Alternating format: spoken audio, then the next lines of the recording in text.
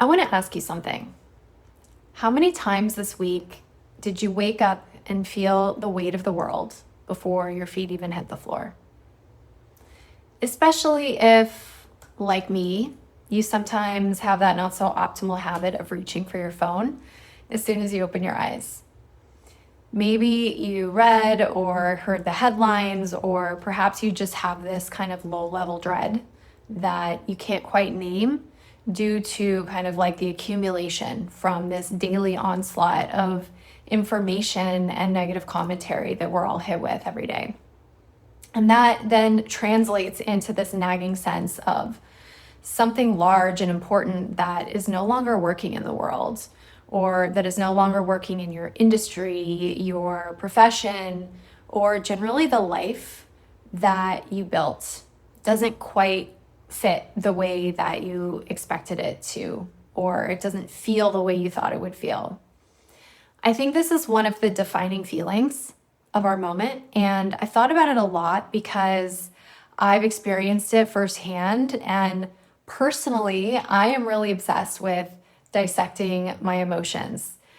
You may not have that same unusual fascination with your inner world, so I will offer you some thoughts based on the legwork that I've done on my own. And I'll start by saying that I think we're doing the math wrong, and I'm going to show you just what I mean by that. A few weeks ago, I was sitting in the audience at a TEDx event here in Miami where I live, and it was called The Future is Human. And as to be expected, it focused largely on artificial intelligence and what it means to stay human in this increasingly digital, non-human world. During one of the more technical presentations where I honestly caught myself kind of spacing out, this speaker put a headline on the screen that caught my eye, and it just totally snapped me back to attention. And that headline was P parentheses doom. Now, if you're like me and high school statistics is a very distant and mostly unpleasant memory, the P stands for probability, and he was using it as like a technical risk metric, like the probability of a catastrophic AI outcome or some kind of doomsday event, the end of all things as we know them. And he had this whole theoretical framework built around it with graphs and expert quotes and all of these variable inputs. And it was all very thorough, also very alarming. But again, I was only half listening, especially because my brain had already gone somewhere entirely different as I hung onto this idea of P doom, probability of doom. And that's because it highlighted the very thing that I mentioned here at the start, but I hadn't quite had this language for it, that dread that settles in on certain mornings when I've let myself marinate a little too long in the fear and the urgency, or this news cycle that just seems determined to remind me that the world is run by systems that frankly are failing the very people that they were built to serve. I guess at some level, that's my brain doing its own mental gymnastics or calculations of the probability of the worst case scenario. We are wired to scan for danger. After all, that is our human nature. It's instinctual. And because that's a normal human program, I would bet that you probably have felt this too, even if it shows up differently for you. Like maybe it's the Sunday night scaries, or the quiet sense of just diminishing options, or I know I felt this low grade anxiety that doesn't quite have a source that you can point to. I also suppose that every generation has said this, so nothing has actually changed in our perception, but we live in a genuinely turbulent time. The difference is that now we have more information, smarter algorithms, and a much faster pace of change to account for. And staying informed really for me feels like a civic duty, even when that information keeps delivering me straight into despair. But back to my analysis that I offered up, this dissecting of my own brain, here's where the math got really interesting for me. Not so ironically, I used AI to remind me of the formula for calculating the probability of anything. And the probability of any outcome equals the number of favorable outcomes divided by the total number of possible outcomes. Simple enough. But when I considered the denominator, again, that total number of possible outcomes, I started to get excited because at both a philosophical level and some would say at a spiritual level too, that number is infinite. Our natural world and humanity within it is not this closed system. The possibilities available to any of us at any given moment are genuinely boundless.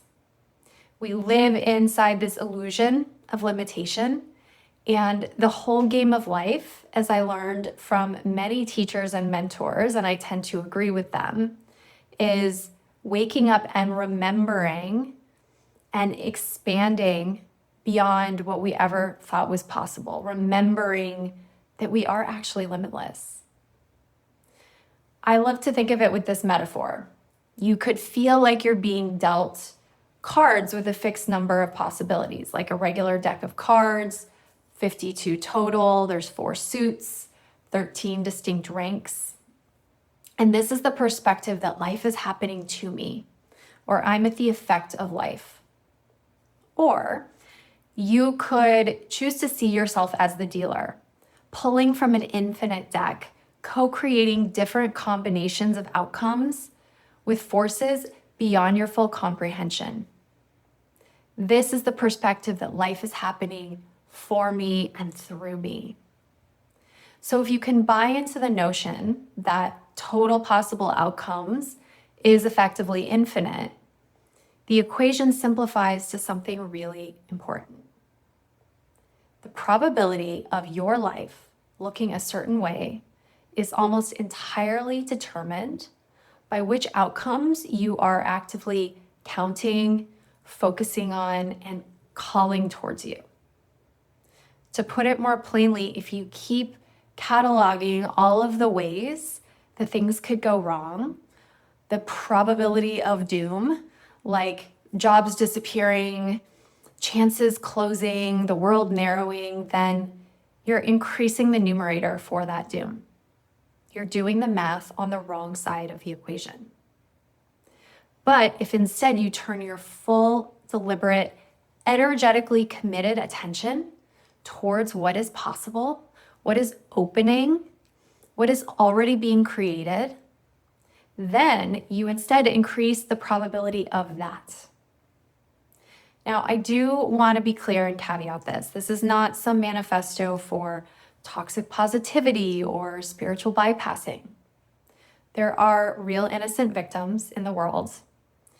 And we also don't resolve real injustice or real constraint by just choosing good vibes. We know the world is complicated, and staying awake to what's happening really does matter. But we're talking about a victim consciousness versus a creator consciousness. And there is also a real distinction between the awareness of what's going on and being absorbed by it, or being informed and being totally captured. There's a difference between being the interested observer and actually taking up residence inside that doom spiral as your permanent address. Because your attention is not neutral. It's the most active, critical force you have. One of my mentors has this phrase he repeats often, and I love it. He says, attention is your most valuable currency, and you always get what you pay for. Now, I want to shift gears a little to tell you about a decision that I made recently, but I'll tie it all back together in the end. It might seem a little like a tangent. Hang with me. I just enrolled with a new business coach and mentor, and I want to be specific about why, because the reason matters for everything that follows in the whole message of this video. I didn't choose to work with her simply because of her expertise and client results, although that is genuinely excellent. What drew me was the specific shape of the life that she has built. It's the way she operates, the particular kind of freedom she embodies, and it's the kind that seems to have been cultivated from the inside rather than being assembled from the outside in. Like, she's been through some real life challenges, and I know she has. She's persevered, and she's really alchemized them into something beautiful and authentically her. Watching her work, watching her move in the world made what I'm building toward feel more tangible, more real for me. And I swirled on this decision for a while, honestly, terrified, noticing my narratives of limitation and narratives of scarcity come up. Like, what if I'm not successful or far enough along to be her client? Or what if I invest all this money and have nothing to show for it at the end? What if I go broke? Now, this particular kind of discomfort is not new to me. I've come to recognize it actually as a signal, different from the doom spiral kind of uncomfortable I spoke of a few minutes ago. This is the kind that surfaces when I'm really on the edge of expansion. The kind that means that I'm reaching toward this next greatest version of myself, and my whole system is being asked to grow into it. But when it was time to make that first deposit and commit to the journey with her, I had this knowing, just like every coach and mentor I've chosen to work with since I went on my own and started my business a few years ago. I did it because I wanted to be near evidence of what I'm building toward, of what's possible. Like, if she can do it, why not me? That's not a small thing. That actually is the thing. And here's what I mean. In order to achieve any goal, we have to, at some level, believe that it's possible. But believing something is possible is the floor, not the ceiling. What actually moves us from intention to reality is familiarity. That felt, embodied, like nervous system level recognition of who you're becoming. When you can sit across from someone who is already living a version of what you want for your life, your body stops treating that life, that possibility, as foreign territory, and it starts to feel like something that you know. Like something or someone that in some sense you've already been. And this is why coaching and mentorship are not just about skill building. They're about proximity to the possible, until the possible becomes probable, the probable becomes expected, and the expected then becomes you. I'm not denying real constraints or advocating between choosing putting food on the table over hiring a coach. But for most people listening to this, that's not the actual reality. That's not the scenario. You have choices about what you prioritize.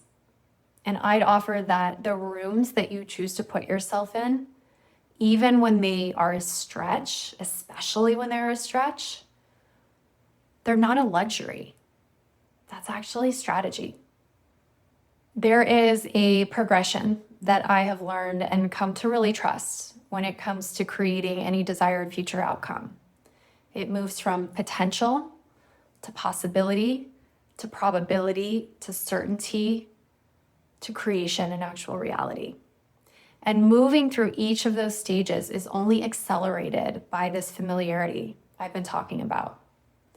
The more you're in contact with what you want through evidence, through embodied physical experience through the people that you are in relationship with, the rooms that you're in, the more your identity begins to reorganize around that reality. And identity, as I talked about over and over again, is where all of this lives. The vision and the goals absolutely matter, but none of it will move you until that future reality feels really native to you, where it feels less like this wish and more like something you have already somehow known. And that brings me to a different equation. And it's one that I find more useful than the original one we've been talking about. The probability of your dream, vision, goal, fill in the blank, the life you're actually here to live, the probability of that becoming real is a function of intense focus combined with the genuine belief in its possibility multiplied by familiarity. The kind that comes from proximity to evidence until you become the version of yourself who already has it. And that also goes for the probability of doom as well. You don't get to have it just for the good things. There's an author and activist I love named Charles Eisenstein, and in a recent interview, he said something that really struck me. He said, "The world that we prepare for will be the world that we create." The future is not a given, not to be predicted according to likelihoods. We create it as a choice. That is a choice, and that is the most important leverage point available to any of us in any moment that can feel heavy or wrought with what's wrong and frightening and limiting. We aren't denying what's difficult, but we choose deliberately and repeatedly to increase that numerator on the other side. That TEDx theme was "The future is human." I'd amend that to say the future is wherever you focus your creative energy, and it belongs to whoever decides to inhabit it now. It's not blind optimism, that's math. If this landed for you, there is a written version of this essay called P Doom over on my Substack called The Vital Life. I'll link that below. And if you're curious about this reality creation thing, otherwise known as manifestation, but that word manifestation makes you roll your eyes a little bit, like vision boards, good vibes, just believe it and it appears. And you're also someone who has done real inner work and still finds that gap between what you want and what's actually showing up in your life. I want to invite you to join me for a Substack Live that I'm hosting this coming Friday, May 29th at 11 a.m. Eastern. It's called Busting Manifestation Myths, 3 Keys to Creating the Life That You Love. This is for the high-performing leader who has channeled their creative energy into a career or life that looks successful from the outside, but it feels anything but successful, or there's something missing. And you want to use that power to create something that you actually do love. And you're ready to understand what's actually been holding you back, what's been getting in the way of having it. So we're going to demystify this process of manifestation, of reality creation. And I'll share a framework that I use with clients and in my own life for, again, closing that gap between intention and reality. So it's going to be really practical, not good vibes only. So click the link below to add it to your calendar. And if you're watching this, you've missed it live, this same link will take you to the recording after the fact. Thanks for being here, and I'll see you in the next one.